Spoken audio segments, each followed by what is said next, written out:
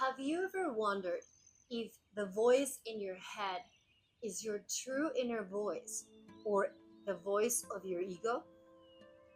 In this video, I'll share with you how I am learning to discern between the two and how you can do the same.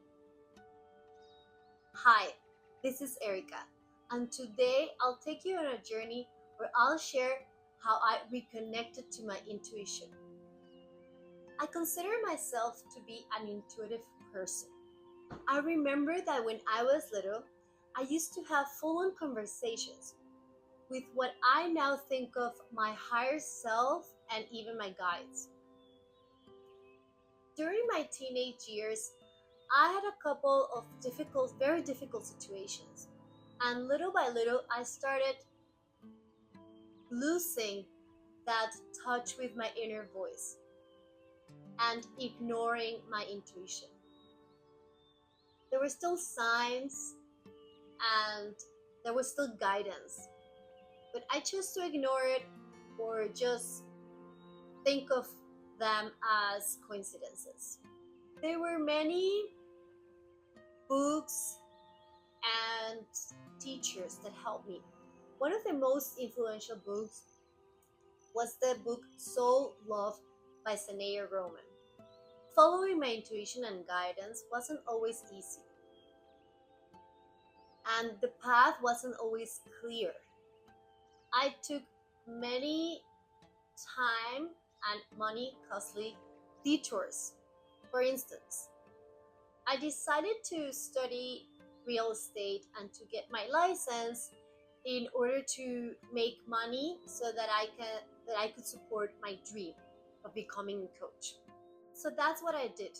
It took me a whole year between studying, getting my license, finding a brokerage to work for, and realizing that that wasn't for me. And I thought that I had followed my intuition and my inner guidance to do this. I went inside, I asked that question, and I thought the guidance to just go for it. Deep inside, it never felt right. So, what I think happened, what I'm sure now happened, is I just heard what I wanted to hear. I just wanted to hear confirmation of my plans, that what I was doing was that I was going on the right path. I had two choices. I could sulk and just see that whole year as a loss, as a waste of time, or I could seize the opportunity and see it as a lesson. I chose the latter. Yes, it took me a whole year, but it gave me a very valuable lesson. And the lesson is always do what you really want to do. Invest your time, your energy, and your money on what you really want to do, no matter how unlikely or unprofitable it seems. So that lesson for me is gold, even if it took me a whole year to learn it. I also learned other things like people skills and getting out of my comfort zone that I'm sure will serve me in the future, and that some of those lessons are serving me now. Just recently, I made a couple of other wrong choices, also thinking that I was following my intuition. This time, I did get a little down. I did got a little sad about that, a little frustrated. It's funny. I allow myself to sulk and complain about the little things, and I give myself a hard time with the little things and not the big things so much. I believe because I know deep inside that if I go down the rabbit hole for the big things, like wasting a whole year trying to work on real estate, it will take me a lot longer and it will take much more effort on my part to get out of the rabbit hole. But I know unconsciously or consciously that the little things I can give myself a little hard time because I also want to learn and get better, and I don't want to ignore these signs. So I don't know if it was Mercury retrograde, if it was the 888 Lionsgate portal. Today is August 9th, 2024, by the way.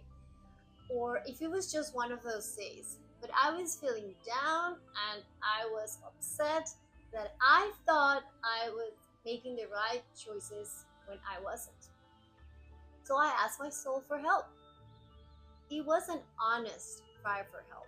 I asked her, why am I mixing up my true inner guidance with my ego's voice? Why am I having a hard time discerning between those two? And as always, the answers came, the guidance came. When I am not in a good mental space, one of the things that really helped me is to listen to the people I admire and I follow. Yes, YouTube is my medicine sometimes. So instead of listening to my thoughts and instead of listening to my thoughts, I just pick a video that holds my attention, and I just listen to it. So that's what I did. And a video popped up. It was Dolores Cannon, and the title was just Dolores Cannon and the name of an author, James Worrell. So I picked that because I really enjoy Dolores Cannon's talks. So interestingly enough, this the person that she was interviewing is the author of a book called Ask Your Inner Voice. And in that video, he shared a step-by-step process of how to ask questions to your inner voice. This is a brief summary of what he shared. Number 1, ask a question. Ask a question the way you would do a Google search. Be concise, ask one question at a time, and be very clear. Use keywords. Number 2, write down your question. This is very important because often, we don't get the answers immediately. So it's important to write down our questions so that if we receive it in the future, we can make the connection. It is always a good idea to write down your ideas, your thoughts, and your questions as well. Number 3, expect an answer. So once you wrote down your question, you make sure it's clear, concise, and you ask your question, expect an answer. Oh, before you ask your question, you go into your higher self state, which is basically calming down your mind, becoming neutral about the answer and about the question as well, and go into this state. Do what works for you to calm your mind. You can go for a walk, you can meditate, you can swim, you can do dishes, whatever works for you. So once you're in this state, you ask your question and you expect an answer. And then you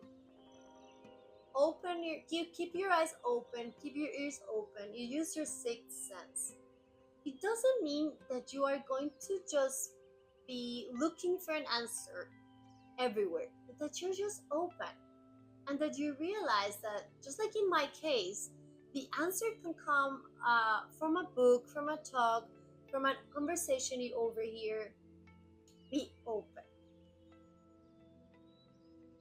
Then you write down your answer as well. You journal about it. And this is also very helpful because then you can make the connection. I have a document that is actually called Answers, Insights, and Feelings. And I try to journal very often and keep it updated. And it's very interesting to go back and to see where your mind was a few years ago. And then you actually can see how all the pieces from the puzzle start coming together and you start to see the big picture. He also shares some tips on how to discern between your inner voice and your egos. So, first you have to ask yourself how you feel about it. Does it feel good? How does it feel in your gut? What is your gut feeling? You can ask for confirmation, for signs. He also shares something very interesting. If somebody else is involved in this decision making, you can ask that person if they're willing to do this, to ask the question to their soul, to their inner guidance as well, and then you can compare your answers. I thought that was really cool, and that's something that I haven't tried, but I am really eager to do so. I'll share a video on how that process went. The last thing is that you give yourself time to process the answer. Don't make any rush decisions. That's not all the answers I received. Then there was a second video a couple days later, also an interview, or more like a conversation between Dolores Cannon and Doreen Virtue, a former intuitive. So during the show, people were encouraged to call and ask personal questions. So I was just listening, and the questions that the people asked were not related at all to my situation or to my own questions, but the answers were very specifically related to my question. It was kind of crazy. So, for instance, I was having a headache at a time, and I was trying to avoid taking unnecessary drugs. And so this woman, Doreen, she gave an answer, and she used this as an example. For instance, if you have a headache, ask your soul to tell you what it is trying to say. So I did that, and I asked myself what I needed, and I got the answer: take iron, which I did. I took an iron supplement, and a few minutes later, my headache went away. There were two more callers, two questions completely unrelated to what I had in my mind. And again, the answers were exactly what I needed to hear. It was freaky. Those answers are a little bit more personal, and I won't bore you with the details. But it just goes to show how you can just get your answers from different sources. You just need to be open and ready to receive them. We are all wired differently. Some people see things. They're very visual and they have visions. Some people hear things. They hear the answers. Others may just know the answer. Others may feel them. So pay attention to how you are receiving your answers. I am more on the knowing and listening side, but sometimes I have visions through my meditations, and sometimes I have a feeling that something's right or not right. So pay attention to how you are receiving answers, and understand that we all have the power to access our intuition. It's just a matter of practice and a matter of learning how to discern between the voice of your ego and your true inner guidance. Lastly, yesterday, I suddenly got this message, and it said, because I had asked, why am I mixing up these voices so much? Why am I relying and trusting my ego's voice? And so the answer I got is, deep inside, you know. You know when the answer you're getting is what you want to hear, what is convenient, and when it is your true guidance. And it's true. If when I'd received those answers that I thought it was my intuition, and it turned out not to be my intuition, I rushed right away. I asked, I received the answer quickly. It's what I wanted to hear, and I acted upon upon it. And I didn't give it time. I didn't give myself time to process it and to, look for confirmation. Luckily, those were not big decisions, but they did affect me. So there you go. To summarize, ask a clear question. Be neutral about the question. If you can, write it down. Get quiet. Calm your mind. Ask the question. Expect an answer. Activate your sixth sense.